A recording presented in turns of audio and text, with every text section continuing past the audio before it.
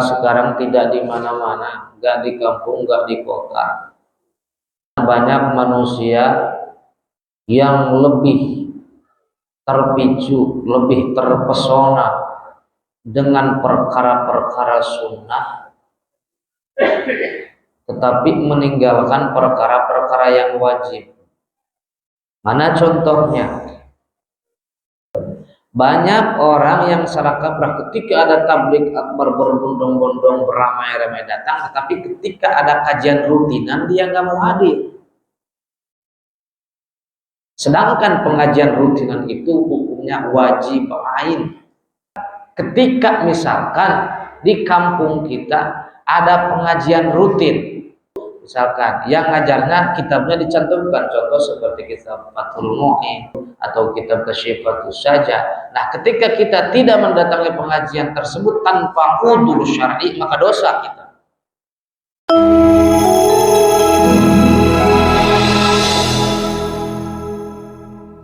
Bismillahirrahmanirrahim. Alhamdulillahirabbil alamin. Masih diberikan ya kesehatan jasmani dan rohani sehingga mau mengikuti acara pengajian rutinan. Dikarenakan Pak sekarang tidak di mana-mana, nggak di kampung, nggak di kota. Kadang banyak manusia yang lebih terpicu, lebih terpesona dengan perkara-perkara sunnah, tetapi meninggalkan perkara-perkara yang wajib. Mana contohnya? Tidak di kampung, tidak di kota. Banyak manusia ketika ada acara maulid Nabi, acara tabligh akbar, berbondong-bondong datang. Gak punya uang belain minjem, gak punya bensin belain ngutang, bela-belain datang untuk menghadiri acara maulid Nabi Muhammad SAW atau menghadiri acara tabligh akbar. Tabligh akbar, perlu diketahui hukumnya menghadiri acara tabligh akbar itu fardu kifayah. Jadi ketika ada tabligh akbar misalkan orang lontar bawah, misalkan ada satu orang yang menghadiri, maka gugur kewajiban. Cukup kewajiban. Banyak orang yang salah kaprah ketika ada tabligh akbar berbondong-bondong, beramai-ramai datang, tetapi ketika ada kajian rutinan dia nggak mau hadir. Sedangkan pengajian rutinan itu hukumnya wajib ain. Wajib ain. Maka ketika misalkan di kampung kita ada pengajian rutin, misal, dan kajian itu misalkan yang ngajarnya kitabnya dicantumkan, contoh seperti kitab Fathul Mu'in atau kitab Fathul Qawri atau kitab Kasyifatus saja. Nah, ketika kita tidak mendatangi pengajian tersebut tanpa udzur syar'i, maka dosa kita. Kita dosa. Makanya di dalam kitab Hikam, bila mana ada manusia ketika terburu-buru, terpesona dengan perkara-perkara sunnah tetapi meninggalkan perkara wajib, maka orang tersebut adalah ciri orang yang tertipu. Itu ciri orang yang tertipu. Kalau di sini alhamdulillah jamaahnya banyak, di sini alhamdulillah konsisten juga. Saya ngajar di Cempaka Putih, jamaahnya paling 10 orang. Dari 10 orang, alhamdulillah di sini banyak. Karena kan kajiannya ba'da zuhur ya, kajiannya ba'da zuhur. Sedikit jamaahnya, tapi alhamdulillah di sini banyak. Di kampung pun saya ngajar setiap malam minggu. Kadang-kadang sedikit, jamaahnya sedikit, tapi alhamdulillah di sini banyak. Alhamdulillah. Di kampung juga banyak kajian-kajian rutin, penghadirnya yang hadir ngajinya nggak segini, nggak banyak. Ada yang paling kajian di kampung-kampung ketika kajian rutinan, kadang yang hadir ngajinya 10 orang, 11 orang, 12 orang. yang hadirnya orangnya itu juga, pemain lama, paling ditemenin sama asbak sama kopi. Insyaallah pada kesempatan kali ini kita akan melanjutkan masih membahas tentang syarat sah tayamum. Bismillahirrahmanirrahim. Wal khamisu ayyaksidat turab li ajli tahwili ila al-udwil mamsuhi fatayammamu walau bi fi'li ghairihi bi idnihi aw yumrabu wajhuhu aw yadayhi fil ardi li qoulihi ta'ala fatayammamu sa'idan thayyiban. Qasduhu palawing kapan naklu ka'an safat surihun ala udwin min a'dai tayammumi faradadahu alaihi wa ma'wanawa lam yakfi. Jadi syarat sah tayamum yang nomor kelima yaitu menyengaja debu untuk memindahkan ke anggota tubuh yang diusap. Itu syarat sahnya. Kita harus bermaksud menyengaja atau sengaja, bukan tidak disengaja. Jadi gambarannya seperti ini, Pak. Ketika kita mau bertayamum, contohnya, kita harus menyengaja debu yang debu tersebut misalkan sudah kita siapkan di wadah, kita pindahkan dari wadah tersebut. Nah, kemana? Ke anggota tubuh yang mau diusap, contoh ke wajah dan ke tangan. Nah, bagaimana kalau misalkan kita kan lagi sakit, tidak bisa memindahkan debu tersebut dengan tangan kita, maka boleh kita hukumnya menyuruh orang yang tidak membatalkan wudhu. Contoh sejenis laki-laki, misalkan kita laki-laki, atau misalkan perempuan, silahkan asal mahram kita. Contoh misal, nah, yang disebut menyengaja debu itu seperti ini. Misalkan ini debu, tempelkan tangan kita. Kita angkat. Itu menyengaja.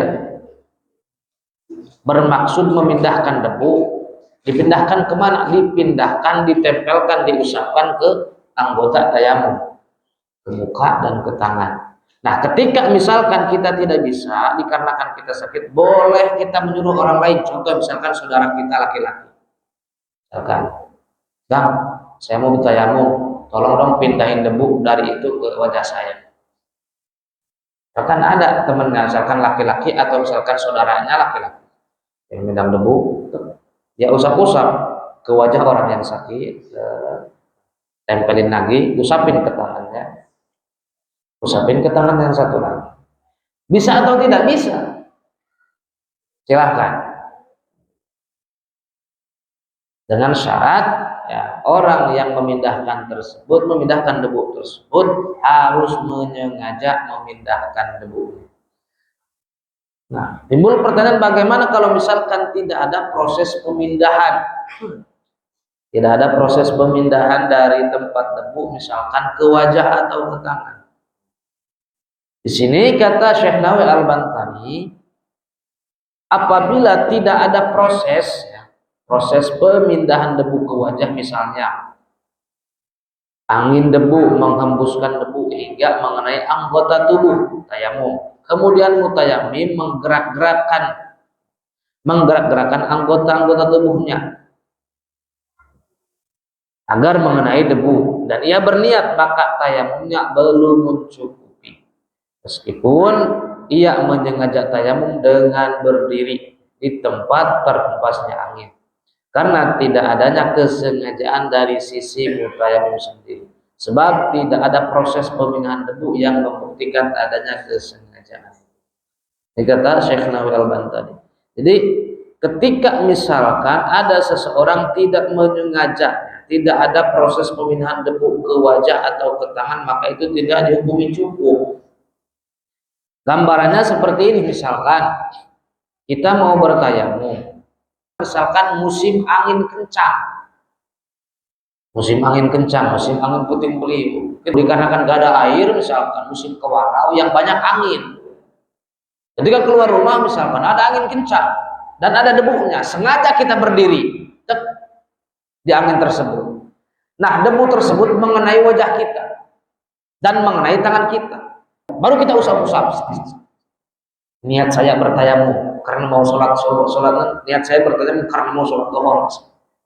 Kalau kena ke tangan kita, sengaja gitu. Niat saya bertayamum karena mau sholat zuhur.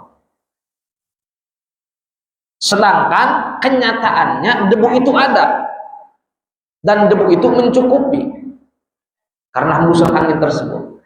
Nah, bagaimana hukum tayamumnya? Maka itu tidak dihukumi cukup, belum cukup, karena tidak ada proses pemindahan debu. Beda lagi dengan kasusnya seperti ini.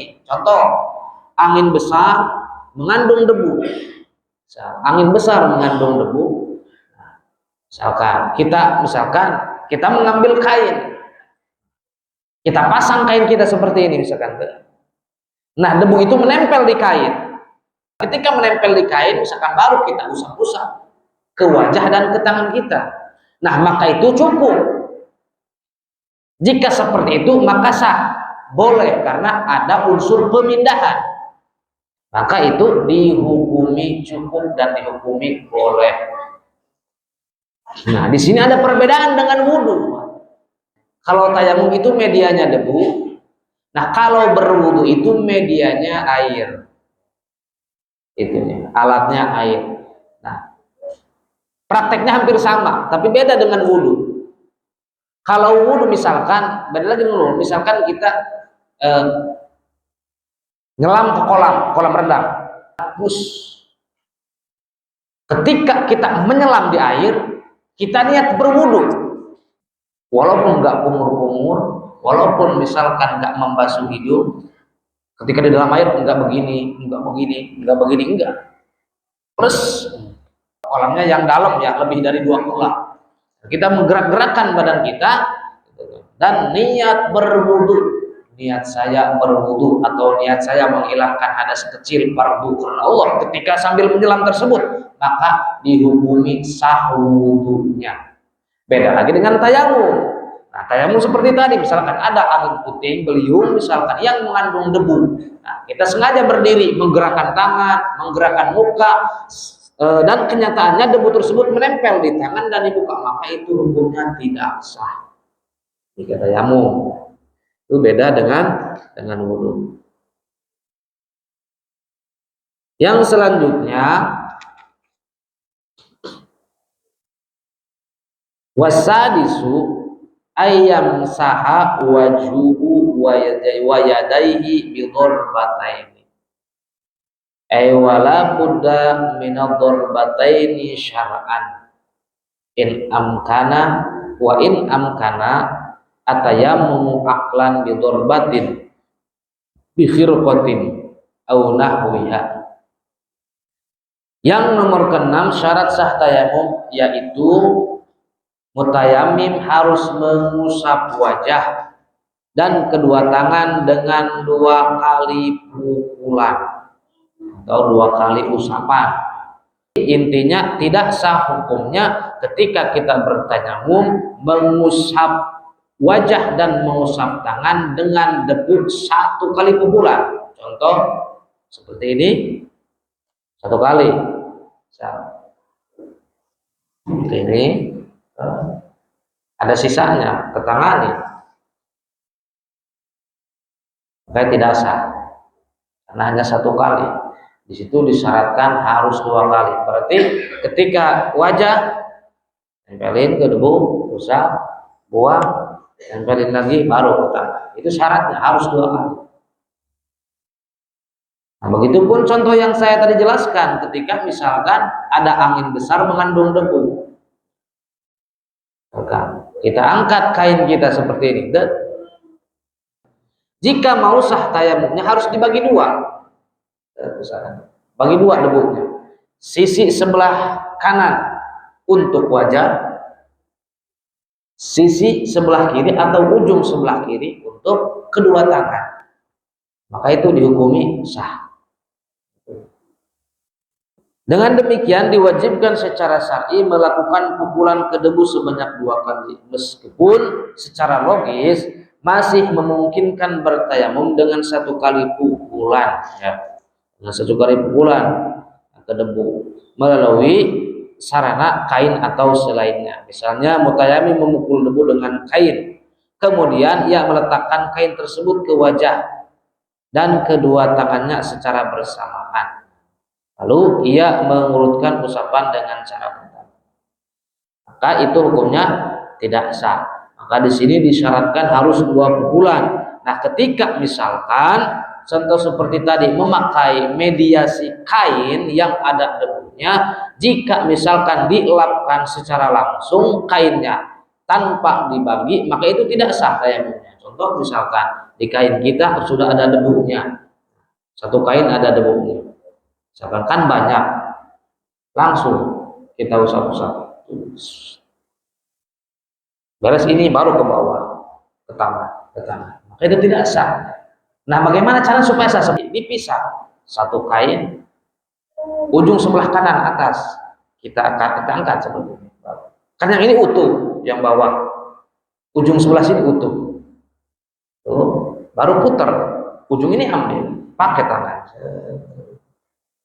baru sah. Seperti itu. Wal muradu bid-darbi an-naqlu falau akhadha turab minal hawa kafa. Yang dimaksud dengan pukulan itu adalah memindahkan debu, sehingga apabila ada seorang mengambil debu dari udara maka dihukumi cukup. Jadi yang disebut darbu itu adalah memindah debu dari mana saja, mau dari genteng mau misalkan dari tembok mau dari kaca mau dari angin, silahkan. Yang penting syarat ada debunya dan debunya tidak tercampur. Itu ya, tidak tercampur. Nah, yang selanjutnya ayyuzila asabiu ayyuzila al mutayammimu an najasata awalan. Fayushtaratu alal mutayammimi taqdimu izalatin najasati ghairil ma'fuwi anha walau an badanihi wa an ghairi a'dha'it tayammumi min farjin aw ghairihi la an sawbihi wa makarihi. Syarat sah tayamum yang nomor selanjutnya yaitu menghilangkan najis. Awas, menghilangkan najis terlebih dahulu. Ini disyaratkan ketika tayamum. Nah, timbul pertanyaan, Ustaz, bagaimana kita mau ngilangin najisnya sedangkan air nggak ada? Nah, ketika tayamum disyaratkan harus menghilangkan najis dulu, najis yang tidak dimaafkan, yang tidak diampuni. Contoh, habis berak, habis kencing, itu kan harus cebok. Maka tidak sah tayamumnya jika misalkan kita tidak cebok dulu, atau misalkan di kaki kita misalkan banyak darah. Beda lagi jika darahnya sedikit. Jika darahnya sedikit itu dimaafu, diampuni. Tapi jika darahnya banyak, itu harus dihilangkan sebelum tayamum. Itu harus dihilangkan. Nah, bagaimana? Berarti cara menghilangkannya sedangkan keadaan tidak ada air. Maka silahkan boleh beristinja memakai tisu jika di zaman sekarang, atau boleh memakai batu, atau boleh memakai dedaunan, yang penting kasap bisa menghilangkan najis. Seperti itu. Nah, contoh misalkan keadaan kita kan tidak ada air, sedangkan kita kencing. Itu berarti kan kita harus istinja, harus cebok dulu. Nah, sebelum tayamum, sebelum masuknya waktu zuhur, maka diwajibkan kotoran atau sisa kencing kita harus kita istinja, kita cebok. Silahkan memakai batu atau memakai tisu atau memakai kain, yang penting kasar, kasar dan bisa menyerap najis tersebut. Nah, itu harus menghilangkan najisnya dulu sebelum tayamum. Itu disyaratkan ya. Nah, di sini walaupun najis tersebut tidak ada di dalam anggota tayamum. Kan anggota tayamum dua, wajah dan tangan. Misal najis tersebut ada di punggung kita, atau najis tersebut misalkan ada di telinga kita, najis tersebut misalkan ada di kepala kita. Itu kan bukan anggota tayamum. Nah, ketika mau bertayamum maka wajib dihilangkan terlebih dahulu. Di tangan kita misalkan kita habis pegang kotoran ayam, atau kaki kita habis nginjak misalkan kotoran ayam, itu kan najis.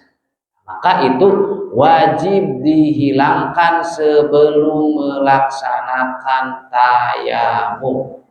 Wajib dihilangkan. Seperti itu. La'an saubihi wa makanihi.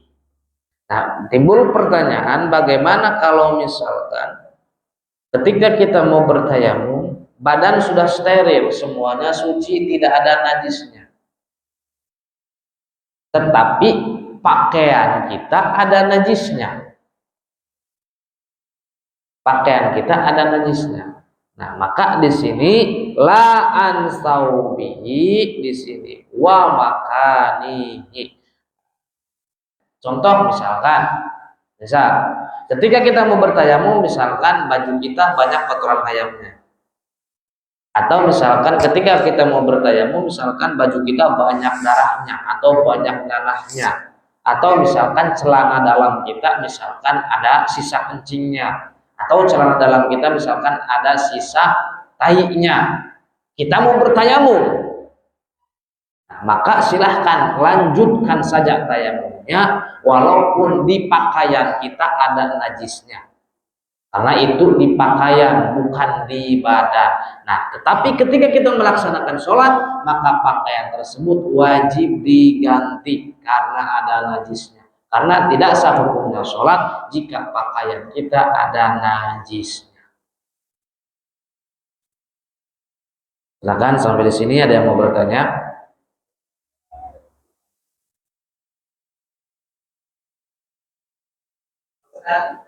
Ya.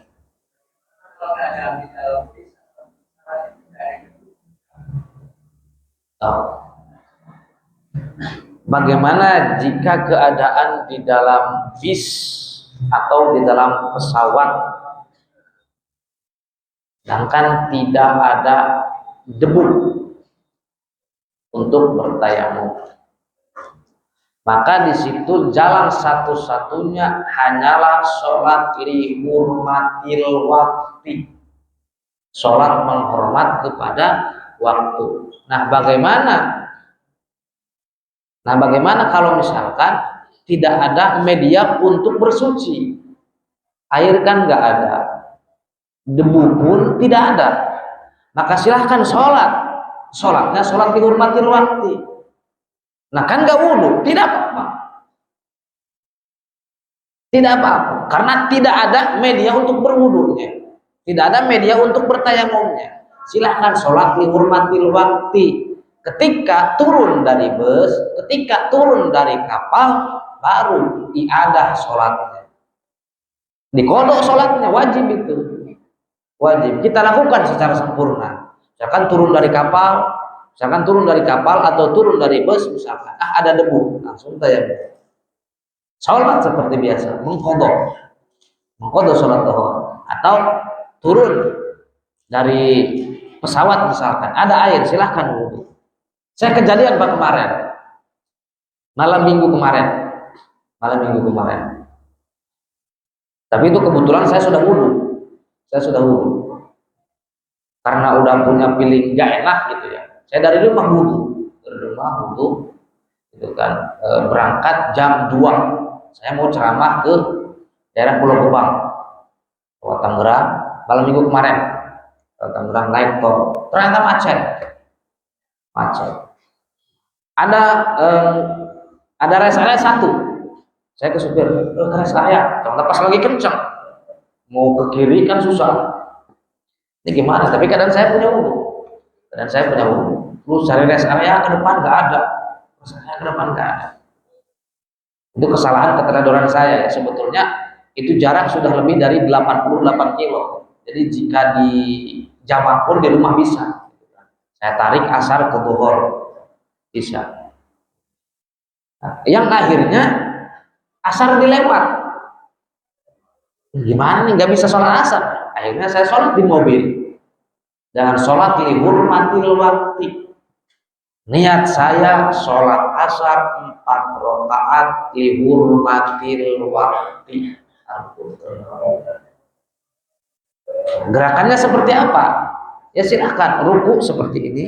Jika tidak bisa sujud silahkan bungkukkan badan kita lebih datar dari ruku, lebih datar dari ruku.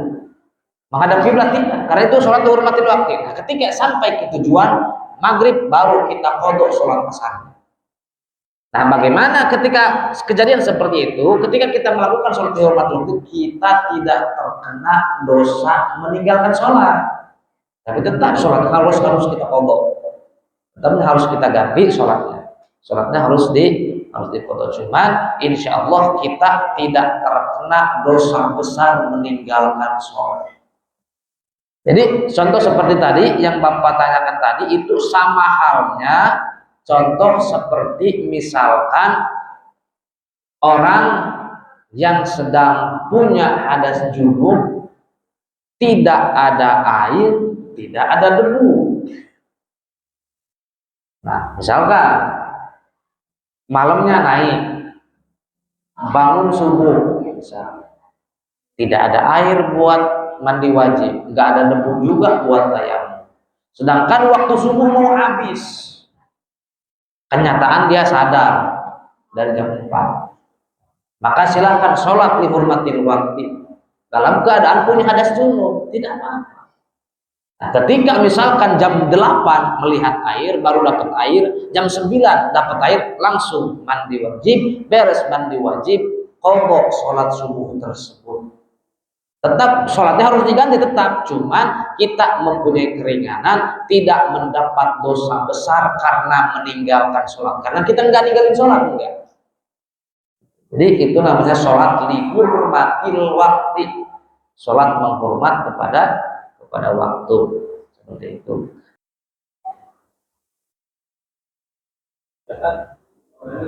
Ya. Kalau badan kita ini juga suci ya, kalau tayamum dulu, tapi baju kita ini kena ekses kita nih, itu hukumnya najis sama tidak kan? Apa lanjut langsung sholat apa ganti baju kena ekses? Oh iya. Iya lah, iya nih. Liur. Ayo bisa jatuh baju. Pertanyaannya bagaimana kalau misalkan badan kita sudah suci, baju sudah suci steril, udah wudhu juga, udah tayamum juga, pas datang ke masjid misalkan gak sengaja ketawa ilernya jatuh ke pakaian. Nah, bagaimana hukumnya? Apakah harus ganti baju dulu atau lanjut sholat? Wajib diganti bajunya jika misalkan Bapak sebelum ecesnya jatuh, misalkan Bapak makan daging tikus, maka liurnya najis. Tuh. Tapi jika misalkan nggak makan apa-apa, tidak makan apa-apa, terkena iler kita, itu tidak najis. Tidak najis. Kecuali air liur tersebut tercampur dengan darah, baik darah dari gusi ataupun dari gigi. Karena air liur itu tidak najis, betul. Bahkan ketika berpuasa pun tidak batal, kan? Tidak batal menelan air liur kita dengan catatan air liur tersebut belum keluar dari had dohir atau belum keluar dari merah bibir, dengan catatan air liur tersebut harus suci. Nah, ini masalah air liur itu makanya tergantung makanan yang kita makan. Tergantung makanan yang kita makan. Nah, kalau misalkan sekarang Bapak misalkan udah suci udah punya wudhu.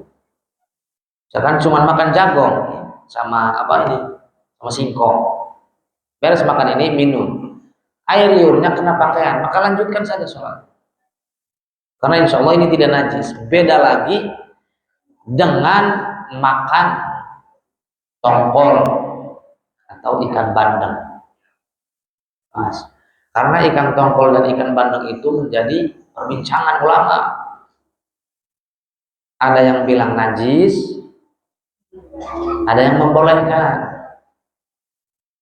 Kenapa dibilang najis? Karena proses tongkol dan bandeng itu tidak disembelih, karena itu ikannya kan ukurannya besar, kan kotorannya nggak dibuang, langsung dipasak, langsung direbus, bener kan? Beda lagi kalau misalkan ikan bandeng sama ikan tongkolnya yang masih hidup, yang di pasar, beda lagi. Kan suka ada kan tongkol yang udah matang gitu ya, tongkol yang udah matang, bandeng yang udah matang yang dari pasar. Nah itu yang diperbincangkan ya. Kenapa? Karena kotorannya nggak dibuang dulu, itu kan? Langsung dipotong ujungnya, dep dimasukin dangdang, kasih garam, bakar, matang. Otomatis kotorannya meresap ke daging. Itu makanya ada ulama yang berpendapat tongkol yang udah matang dan bandeng yang udah matang itu najis. Nah makanya ada ulama juga yang membolehkan. Ada ulama yang membolehkan, tetapi ala sabilil ihtiyat, ketika kita habis makan tongkol atau habis makan bandeng mau sholat, alangkah lebih bagusnya kumur-kumur dan gosok gigi dulu. Seperti itu. Ala sabilil ihtiyat. Jadi mengambil kehati-hatian.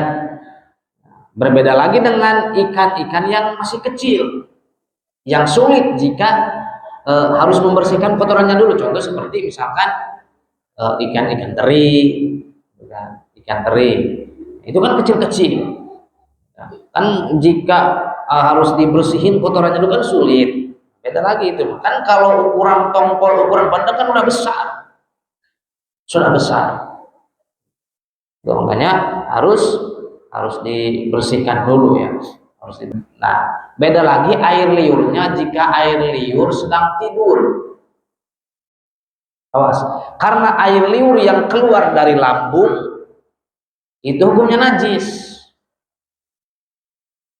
Ya, air liur yang keluar dari lambung itu hukum najis. Makanya ketika misalkan kita tidur, air liur kita keluar. Jika air liur tersebut keluar dari lambung, maka itu najis hukumnya. Mengenai baju kita, maka baju kita harus dibersihkan. Gak usah diganti, Pak. Misalkan di tangan ada air liur seperti misalkan segede gini. Ketika mau sholat, gak usah diganti, basuh aja yang ada air liurnya. Ambil air atau ke keran, kucek-kucek, peret, udah. Gak usah diganti. Jangan repot-repot diganti. Atau contoh misalkan di ujung tangan kita ada najisnya, di ujung tangan baju ada najisnya, gak usah diganti semua, ambil najisnya, pakai air, kucek-kucek, buang, peret, udah, pakai lagi bajunya. Simple seperti itu. Dari masalah liur di sini kan suka banyak, nggak di kampung, nggak di kota. Ada larangan orang tidur di dalam masjid. Kenapa? Sebetulnya alasannya bukan hanya takut mengganggu orang yang sholat, bukan. Karena alasannya takut ketika dia tidur air liurnya keluar terus ke karpet. Itu yang lebih ini. Misalkan tidur di sini air liurnya keluar ke karpet, terus kan najis. Jadi kalau air liurnya keluar dari lambung. Tapi jika air liurnya tidak keluar dari lambung, misalkan hanya dari mulut, tergantung mulutnya ada najisnya atau tidak. Jika tidak ada najisnya, maka air liur tersebut dihukumi suci. Tapi jika misalkan mulutnya ada najisnya, maka air liur tersebut dihukumi najis. Alhamdulillahirabbil alamin. Kajian pada malam hari ini telah selesai. Mudah-mudahan bermanfaat, khususnya bagi diri pribadi saya, umumnya untuk para jamaah sekalian. Mohon maaf bila mana ada kata-kata ada kata-kata atau kalimat yang salah. Billahi taufiq wal hidayah. Wassalamualaikum warahmatullahi wabarakatuh.